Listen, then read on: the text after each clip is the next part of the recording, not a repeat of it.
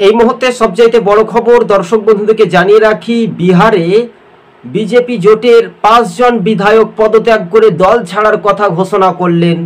কেননা এই ওয়াকফ বিল পাশ করেছে বিজেপি সরকার, তার বিরোধিতাই করেছিলেন জেডিইউ এর 5 জন বিধায়ক।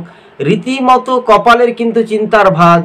তারা কিন্তু সিদ্ধান্ত নিয়েছে সরকার ভাঙার পথেই কি ইন্ডিয়া জোটের একটা মানুষের একটা ভরসা ছিল, সেটা পেরে উঠতে না পেরে এনডি জোটের বড় একটা ধাক্কা বলা যেতে পারে।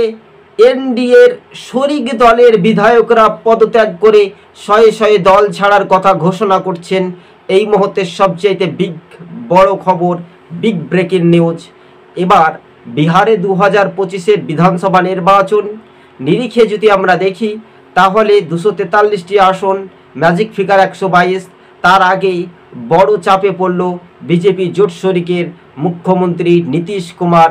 যে নীতিশ কুমারকে মানুষ ভালোবাসত, সেই নীতিশ কুমারকে চ্যালেঞ্জ করে পদত্যাগ করলেন তারই দলের 5 জন সদস্য বিধানসভার। অর্থাৎ এটাই নিয়ে রাজ্য রাজনীতি।